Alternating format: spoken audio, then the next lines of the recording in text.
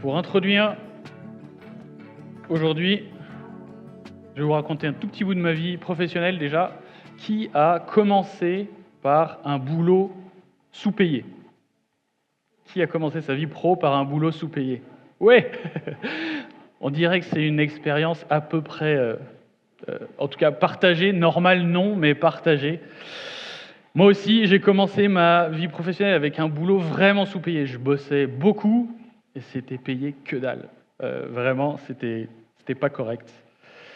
Et les choses sont petit à petit rentrées dans l'ordre. C'est-à-dire que j'ai changé de boulot au bout d'un moment, j'ai changé de région et mon salaire a commencé à s'aligner sur le marché du travail et les choses sont rentrées dans l'ordre. Et j'étais assez fier de cette promotion, de ce parcours, cette réussite professionnelle. J'étais assez content de ça, au point où, quand à l'église, ça commençait à parler de l'argent sur votre compte en banque, c'est une grâce de Dieu, c'est une bénédiction. Je disais, oh, il y a une petite tension chez moi qui disait, oh, je taffe en fait quand même, je mérite quand même une partie de ce truc-là. Et j'avais constamment cette question-là qui me turlupinait de savoir quelle est la part de Dieu et quelle est ma part. Ah, est-ce qu'on peut aller au slide d'après, là où il y a le titre, et on reviendra après là-dessus. Quelle est la part de Dieu et quelle est ma part? Et c'est une question qui est valable pour, évidemment, pour l'argent qu'on a sur notre compte en banque, mais c'est valable pour plein de choses. Dans la situation que vous avez aujourd'hui, quelle est la part qui incombe à Dieu et quelle est votre responsabilité, votre part à vous? On a cette question-là à tous les niveaux et il y a souvent cette tension-là. Et on va voir ça dans l'histoire de Joseph. Joseph, on l'a laissé là, il y a 15 jours en arrière. C'est Daniel qui prêchait, vous vous souvenez.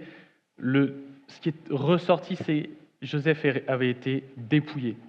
À 2 reprises, Joseph avait été dépouillé. Ses frères l'ont vendu et lui ont retiré le manteau, le beau manteau que son père lui avait donné. Et il s'est retrouvé dépouillé. Il se retrouve chez Potiphar. Et là, la femme de Potiphar veut abuser de lui. Elle saisit son manteau. Il se retrouve dépouillé à nouveau complètement. Et on va voir aujourd'hui comment, dans la grâce de Dieu, Dieu va rhabiller Joseph. Il va rhabiller Joseph dans sa providence. C'est beau. On va lire Genèse, les chapitres 40 et 41. On peut aller sur le texte, ouais. Et je vais juste lire les 3 versets juste avant qui nous donneront un peu plus le contexte. Vous pouvez prendre vos Bibles, c'est à la page 30 dans les Bibles blanches. Prenez les Bibles avec vous, il y a du texte à lire et ça va être chouette de parcourir la parole de Dieu ensemble. Je vous laisse un petit temps, page 30 je crois, dans les Bibles blanches.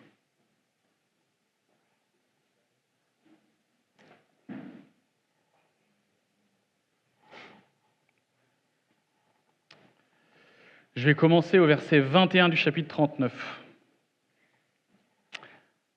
L'Éternel fut avec Joseph et étendit sa bonté sur lui. Il lui fit gagner la faveur du chef de la prison. Celui-ci plaça sous son autorité tous les détenus qui étaient dans la prison. Tout ce qu'on y faisait passait par lui. Le chef de la prison ne s'occupait pas du tout de ce qui était sous la responsabilité de Joseph, parce que l'Éternel était avec lui et faisait réussir tout ce qu'il entreprenait. Ça, c'est le contexte dans lequel on rentre dans le chapitre 40. Après cela, le responsable des boissons et le boulanger du roi d'Égypte commirent une faute envers leur seigneur, le roi d'Égypte. Le pharaon fut irrité contre ces 2 officiers, le grand responsable des boissons et le chef des boulangers. Il les fit mettre dans la maison du chef des gardes, dans la prison, à l'endroit où Joseph était enfermé. Le chef des gardes les confia à Joseph, qui fit le service auprès d'eux. Ils passèrent un certain temps en prison.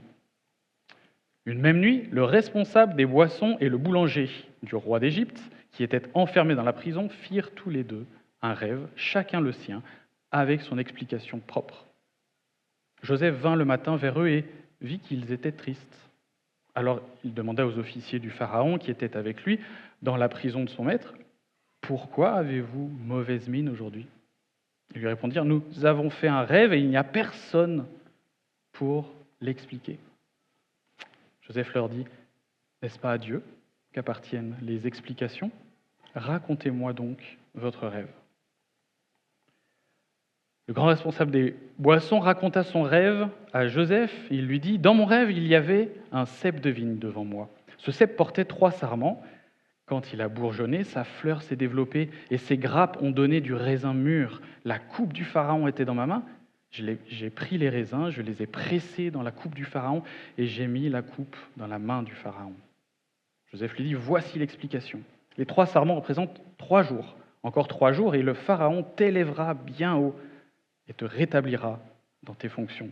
Tu mettras la coupe dans la main du pharaon, comme tu en avais l'habitude lorsque tu étais son responsable des boissons. Cependant, souviens-toi de moi quand tu seras heureux et fais preuve de bonté envers moi, parle en ma faveur au pharaon et fais-moi sortir de cette maison. En effet, j'ai été arraché du pays des Hébreux et même ici, je n'ai rien fait qui mérite la prison. Voyant que Joseph avait donné une explication favorable, le chef des boulangers dit « Dans mon rêve, il y avait aussi 3 corbeilles de pain blanc sur ma tête. Dans la corbeille supérieure, il y avait des plats cuits au four de toutes sortes pour le pharaon. Et les oiseaux les mangeaient dans la corbeille au-dessus de ma tête. » Joseph répondit « Voici l'explication. Les 3 corbeilles représentent 3 jours. Encore 3 jours et le pharaon t'élèvera bien haut, bien trop haut pour toi. Il te fera pendre à un bois et les oiseaux mangeront ton corps. » 3 jours plus tard, le jour de son anniversaire, le pharaon organisa un festin pour tous les serviteurs et il éleva bien haut le grand responsable des boissons, ainsi que le chef des boulangers au milieu de ses serviteurs. Il rétablit le grand responsable des boissons dans ses fonctions pour qu'il mette la coupe dans la main du pharaon, mais il fit pendre le chef des boulangers, conformément à l'explication que Joseph leur avait donnée. Le grand responsable des boissons ne se souvint pas de Joseph. Il l'oublia.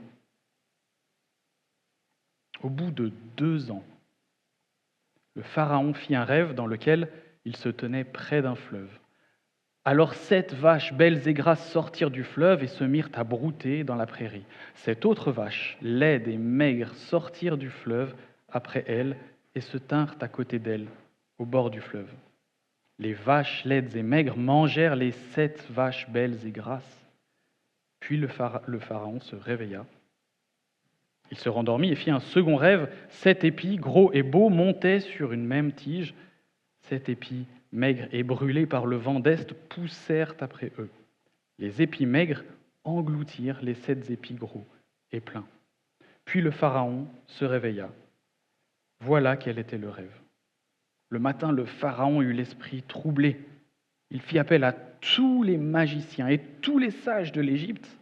Il leur raconta ses rêves, mais personne ne put les lui expliquer. Alors le grand responsable des boissons prit la parole et dit au pharaon, « Je vais rappeler aujourd'hui le souvenir de ma faute. Le pharaon était irrité contre ses serviteurs et il m'a fait mettre en prison dans la maison du chef des gardes ainsi que le chef des boulangers. Nous avons tous les 2 fait un rêve au cours d'une même nuit et chacun de nous a reçu une explication en rapport avec le rêve qu'il avait fait. Il y avait là avec nous un jeune Hébreu, un esclave du chef des gardes. Nous lui avons raconté nos rêves et il nous les a expliqués.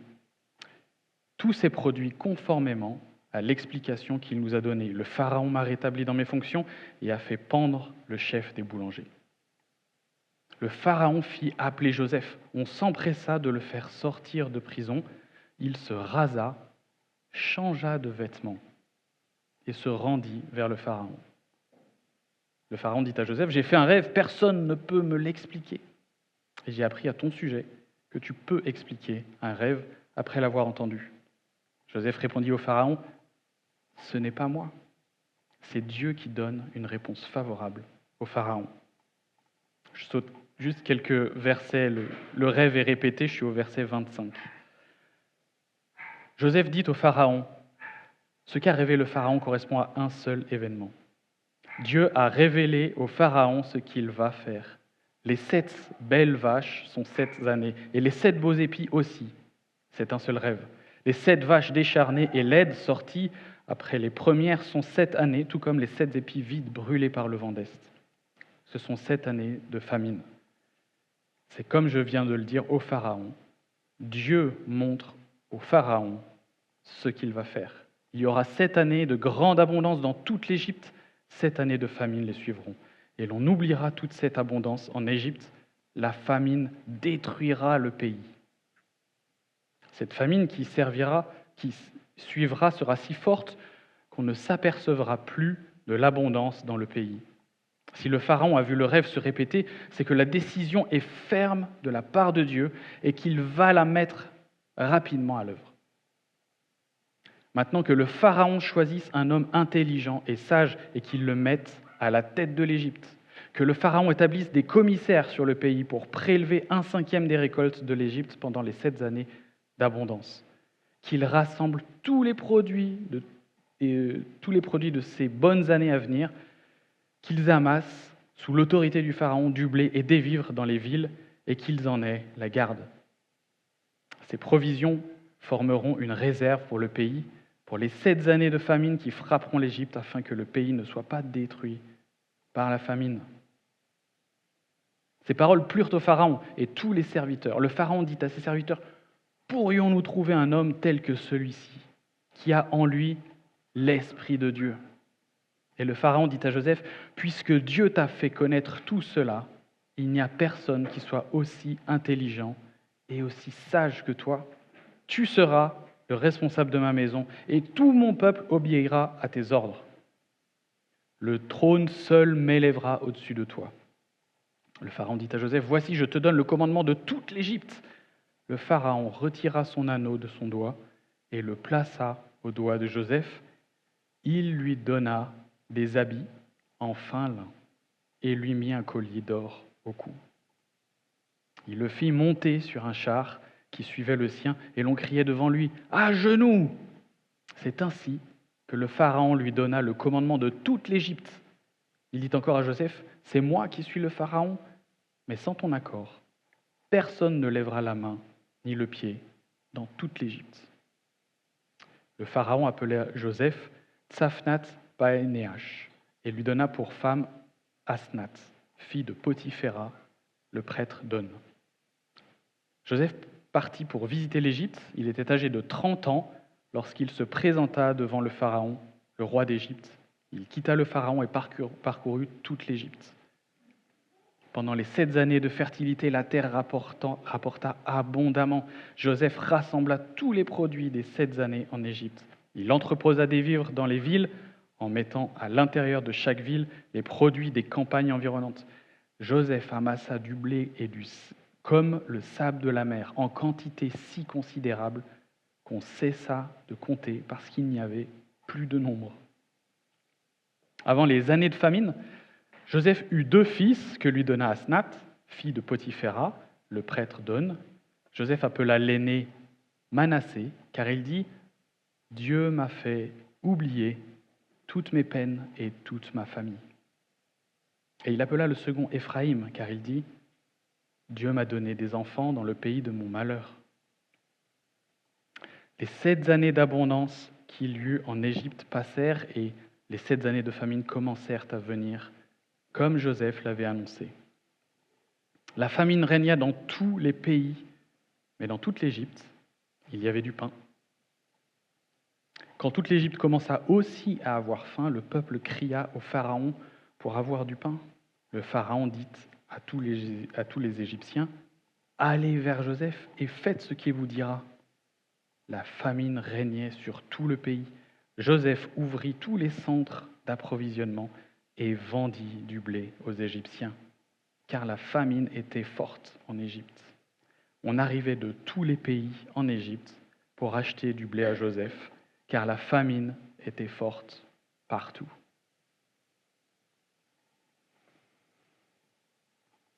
Je crois qu'on a ici la plus grosse promotion professionnelle de toute l'histoire de l'humanité. On a un prisonnier qui devient Premier ministre en un claquement de doigts comme ça.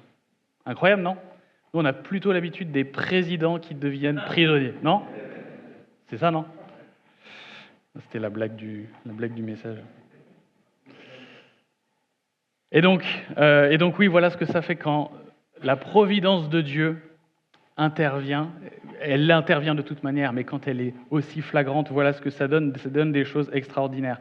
On va regarder dans notre texte les 2 points de notre question. Quelle est la part de Dieu et quelle est ma part? Et on commence tout de suite avec quelle est la part de Dieu du coup? Quelle est la part de Dieu? Dieu nous donne chacune des situations dans lesquelles on est. C'est Dieu qui nous les donne.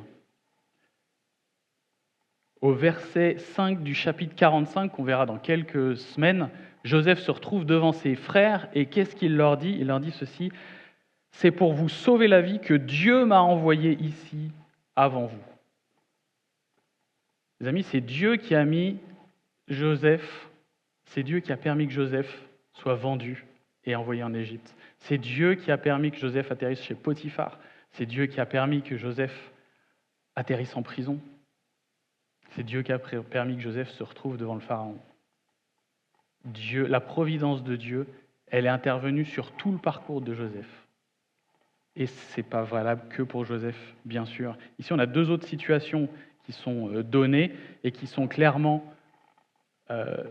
annoncées comme étant la providence de Dieu, cette année d'abondance et cette année de famine. C'est Dieu qui va, c'est dit 2 fois, et Joseph le dit, c'est sûr, Dieu va mettre en œuvre ce truc-là rapidement. La providence de Dieu intervient dans chacune de nos situations. Voilà ce que fait Dieu dans un premier temps. Il nous donne chacune de nos situations. Et c'est la providence de Dieu. On va revoir ce sujet-là dans un instant. Deuxième élément que Dieu fait. Dans ce texte, il nous équipe. On voit Joseph avec un don surnaturel, interpréter les songes comme ça, interpréter des songes qui parlent de l'avenir, une révélation de Dieu interprétée par Dieu lui-même. C'est sûr, c'est un don surnaturel. Il est tellement surnaturel que Joseph l'a bien compris. Et il pointe vers Dieu chaque fois qu'on fait appel à son don. Il dit l'interprétation appartient à Dieu, elle vient de Dieu. Et il y en a d'autres dans l'histoire qui n'ont pas visiblement ce don-là. Pharaon fait appel à tous les sages et tous les magiciens de l'Égypte. Personne n'est là pour interpréter le rêve. Et il faut qu'on se figure un petit peu ce qui est en train de se passer. L'Égypte a devant elle 7 années de famine qui vont faire des milliers de morts, une hécatombe. C'est une catastrophe en fait ce qu'il y a devant le Pharaon là. Sans l'interprétation de Joseph, il reste avec des sages et des magiciens incapables d'intervenir. Sans l'intervention de Dieu, l'Égypte courait tout simplement à sa destruction. La providence de Dieu équipe les serviteurs de Dieu pour venir en aide. Il donne des dons aux uns et pas aux autres, dans sa souveraineté. Troisième élément qu'on voit Dieu, qu'est-ce que c'est ça? Ah oui, personne ne peut expliquer les rêves, effectivement. Troisième élément qu'on voit dans ce texte, Dieu bénit. On a vu Joseph a été dépouillé de 2 vêtements différents. Là, il est revêtu, paré de 2 vêtements, à la fin, un vêtement de Premier ministre. Dieu bénit Joseph. Il lui donne un nouveau vêtement. Et dans toute l'Écriture, quand quelqu'un a un vêtement comme ça, c'est le signe de l'œuvre rédemptrice de Dieu. On remonte tout simplement à Adam et Ève. Que fait Dieu quand il les voit se cacher? Il les couvre d'un vêtement que lui-même fait. On a le signe de la rédemption de Dieu qui est là. Et Dieu bénit Joseph. Alors vous allez me dire, vous n'êtes peut-être pas Premier ministre, vous n'avez peut-être pas un don surnaturel pour interpréter les rêves, c'est vrai, mais Dieu vous a fait des dons aussi. Et Dieu vous a béni aussi. Et peut-être que la situation de Joseph, là, la fin du récit, elle fait envie. Mais Dieu vous a béni de quelque chose de plus extraordinaire que ça, les amis. Dieu vous a béni de de son salut, de la nouvelle naissance. Dieu vous a béni du Saint-Esprit qui vient vous revêtir pour la marche de progrès en progrès. Il n'y a pas plus la situation de Joseph n'est pas plus envieuse que la nôtre. Alors on vient de parler de la providence de Dieu, de tout ce que Dieu fait. Il donne des situations à chacun, il équipe, chacun il bénit. Je crois qu'il y a cette histoire de provision, de providence de Dieu, elle est largement sous-estimée dans notre compréhension habituellement. John MacArthur, il donne cette définition-là de la providence de Dieu, c'est les soins dont Dieu entoure sa création en préservant son existence et en la conduisant immanquablement vers un but fixé. Voilà ce que c'est la providence de Dieu. Deux éléments, il maintient, il préserve sa création, et ça c'est valable dans absolument tout. En fait, il faut qu'on comprenne, on a besoin de réformer notre compréhension de la providence de Dieu. Dieu est en ce moment en train de soutenir sa création. Dieu en ce moment est en train d'agir pour soutenir le fonctionnement normal de sa création. Si Dieu se retire, tout disparaît. Si Dieu arrête son œuvre, tout disparaît. C'est ça qu'on doit comprendre dans la providence de Dieu. Il maintient toute chose et il conduit toute chose vers le but qu'il s'est fixé. Absolument toute chose est conduite par Dieu. L'Écriture regorge de tellement de choses, mais tous les éléments inertes de la création, les planètes et tout le reste, ne peuvent être là que parce que la providence de Dieu les y a placés. Les animaux dépendent de Dieu pour leur nourriture. Les rois des nations ne peuvent rien faire en dehors de la providence de Dieu. Chacune de nos respirations, les amis, chacune de nos respirations n'est faite que parce que c'est dans la providence de Dieu. Je ne suis pas sûr qu'on ait cette compréhension-là habituellement, de la compréhension de Dieu.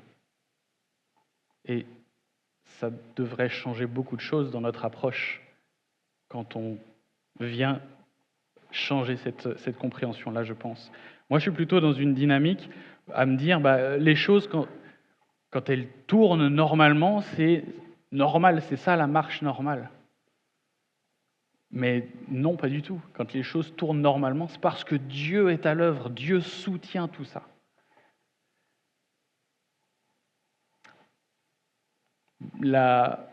Ma situation professionnelle, on en parlait tout à l'heure, ma situation professionnelle, j'investis dedans. Si ça tourne, oui, c'est parce que j'investis dedans. Non, c'est parce que Dieu te donne cette situation, les dons pour le faire, la santé pour le faire. La santé que j'ai, je me rends compte que c'est une bénédiction quand il y a un truc qui ne va pas. Tout ce qu'on a vient des bénédictions que Dieu nous donne, qui sous-tend et qui continue de maintenir et qui l'amène vers un but. Cette compréhension des choses normales, en fait, c'est plutôt des choses anormales. Les choses normales, c'est quand ça part en saucisse, ça c'est plutôt une chose normale, si Dieu retire ses bénédictions. Dieu a donné à Joseph plein de situations, il en a donné aussi des difficiles. Il a passé du temps en prison, il a passé du temps très injuste. Là, il vient d'aider quelqu'un qui était sous sa responsabilité. Il se passe 2 ans sans que rien ne bouge. Il doit être au fond de sa prison en train de se dire, qu'est-ce que c'est que cette situation ? Dieu nous façonne à travers ces situations-là. Réformer notre compréhension de la providence de Dieu, je pense que ça devrait impacter, entre autres, notre vie de prière. Si on comprend que Dieu est à l'œuvre dans 100% des choses qui se passent dans la vie, je pense que ça devrait impacter notre vie de prière. On devrait être impliqué, et je le prêche à moi, les amis, on devrait être impliqué dans la reconnaissance de tout ce qui se passe, et comme Joseph dit, ça appartient à Dieu tout ça. Et on devrait être au pied de Jésus pour les choses qui ne sont pas encore arrivées, pour les choses qu'on veut, avec une intercession disant « Seigneur, tout dépend de toi, il n'y a rien qui ne se passera en dehors de ta providence. » Voilà le premier point. Notre deuxième point, quelle est ma part ? C'est la question qui nous reste. Si tout dépend de Dieu, alors je lâche prise ?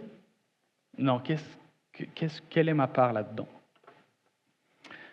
Et bien, le premier point, évidemment, c'est de reconnaître, on vient de le dire, reconnaître que tout nous vient de Dieu. Et de ça, Joseph, on voit qu'il a une certaine sérénité. Je ne sais pas si on le voit tout de suite, mais en tout cas, on va tirer Joseph jusqu'au chapitre 50, là on est à 40. Et on va voir que dans la vie de Joseph, il a une certaine sérénité en reconnaissant que tout vient de Dieu. Il a une certaine sérénité. Il a encore des situations compliquées. On va le voir pleurer devant ses frères, tirailler dans le fait de dire ceux qui m'ont fait tant de mal, ils sont juste là devant moi, j'ai tout pouvoir. Qu'est-ce que je fais? Mais il est posé avec l'assurance que tout est dans les mains de Dieu. Et ça, les amis, ça se fait avec une reconnaissance de cette providence divine. On le voit, il pointe vers Dieu chaque fois qu'on fait appel à ses dons. Et on le voit aussi dans la manière dont il nomme ses enfants. Vous avez vu? Manassé, Dieu m'a fait oublier toutes mes peines et toute ma famille. Éphraïm, Dieu m'a donné des enfants dans le pays de mon malheur. Il aurait pu appeler le premier je m'en suis sorti grâce à mes compétences.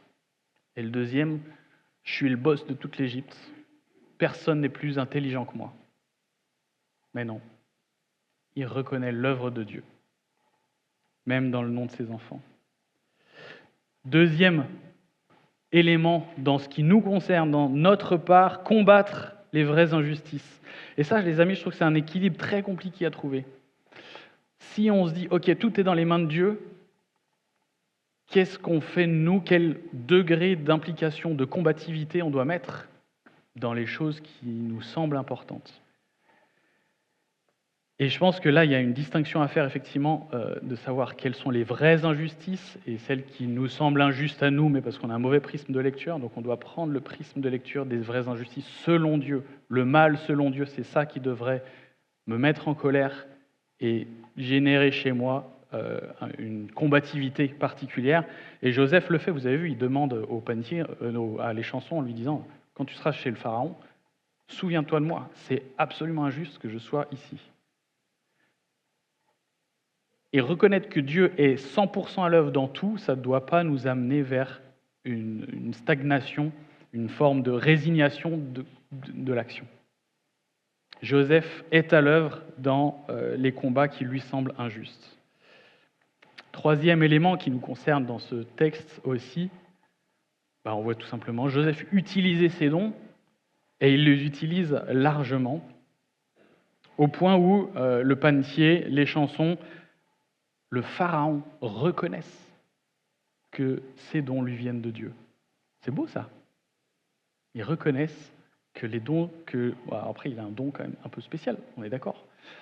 Mais ils reconnaissent que le don de Joseph vient de Dieu. Le Pharaon dit ça de sa propre bouche.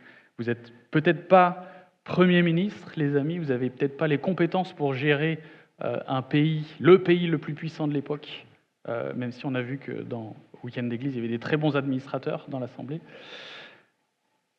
Mais vous avez des dons. Justement, au Week-end d'église, on a fait ce test. Pour ceux qui n'étaient pas là au Week-end d'église, venez me voir à la fin, je peux vous montrer comment accéder facilement à ce test. C'est très important de connaître ces dons. Vous vous souvenez probablement de la parabole des talents. On a une redevabilité vis-à-vis de Dieu dans l'utilisation de nos dons. On doit connaître quels sont nos dons. C'est bien aussi de connaître ceux qu'on n'a pas. Et utiliser nos dons. Le Seigneur nous en demandera des comptes. Et enfin, quatrième point, qui nous concerne dans notre part, qu'est-ce qu'on devrait faire? Quelle est notre part? Notre part, c'est aussi de bénir les autres. On a été créé à l'image de Dieu, un Dieu bon qui bénit. À notre tour, quand on est béni, c'est pour bénir les autres.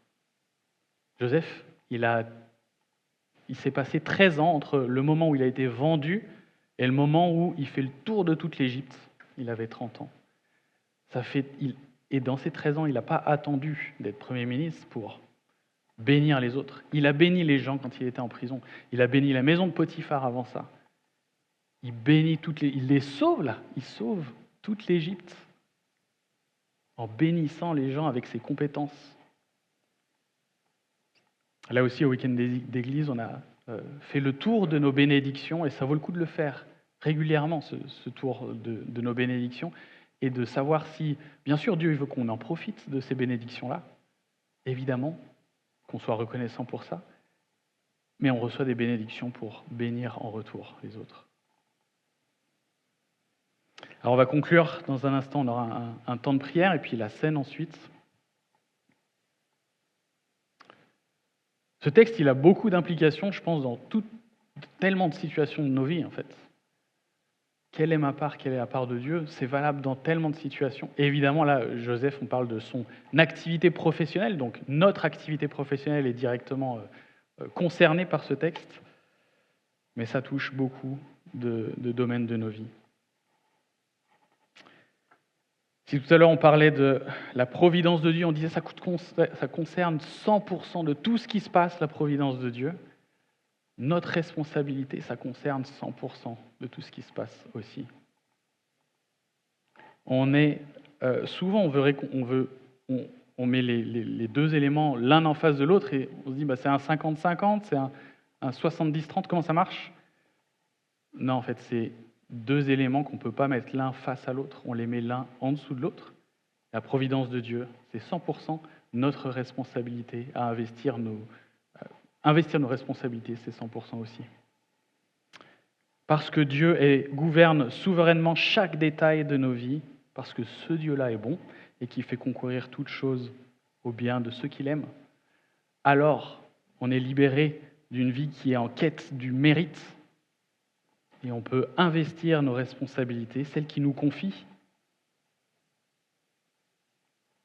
Dans ce texte, on a Joseph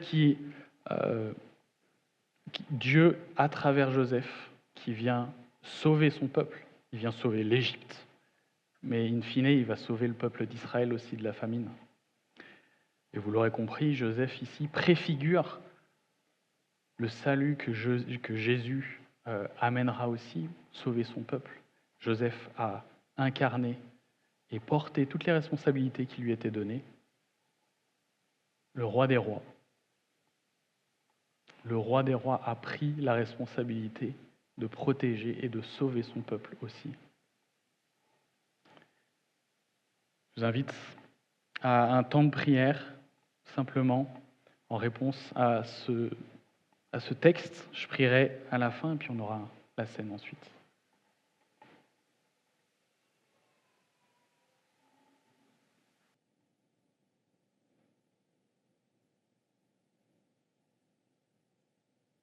Père éternel, merci pour ta parole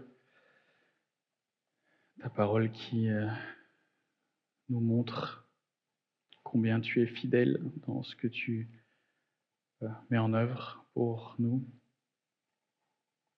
Père, je prie que on ait une juste compréhension à quel point tu es concerné, impliqué dans tout ce qui nous arrive, dans toutes les situations de nos vies. Je prie que tu mettes dans nos cœurs un esprit de reconnaissance, un esprit de dépendance pour toute chose. Pardon, Père, pour toutes les fois où je vis comme si ça dépendait en premier de moi. Seigneur, je veux apprendre encore et toujours à reconnaître que tu interviens dans toutes choses. Je veux apprendre aussi à investir, continuer d'investir dans toutes les responsabilités que tu me donnes, avec toutes les bénédictions. Je prie pour mes frères et sœurs ici aussi, conscients de tes grâces, de tes bénédictions, des dons que tu nous confères. Qu'on puisse les investir joyeusement et bénir les gens qui sont autour de nous avec ce que tu nous donnes. Au nom de Jésus. Amen. On va prendre la scène, des amis. Cette vie libérée de la quête de mérite, notre cœur cherche tant à mériter quelque chose. Cette vie libérée de ce mérite-là, de cette quête du mérite. C'est possible parce que Jésus a, lui, pris en fait ce qu'on méritait, le salaire qu'on méritait. Jésus a pris la mort. C'est ça qu'on méritait en fait. Donc, avec le pain qui représente son corps brisé, le vin qui représente son sang versé pour nous, je propose de prendre cette scène avec la perspective de dire que la vie que Dieu nous offre, c'est une vie riche de sens, ce qui nous implique dans les responsabilités qu'il nous confie, nous équipe pour tout ça. Donc c'est une vie pour moi vraiment qui a un sens différent de si c'était pas le cas, de si Jésus n'avait pas accompli ça et ne me permettait pas de vivre cette vie-là. Je propose de prendre cette scène pour ceux qui font partie du peuple de Dieu, pour qui Jésus est leur sauveur et leur Seigneur. Vous êtes invités au repas du Seigneur, le pain, le vin derrière moi. Vous pouvez simplement vous lever et il y aura un chant pour conclure ce moment de scène. Par ton amour, je suis transformée en présence de ta majesté. Dieu Tout-Puissant.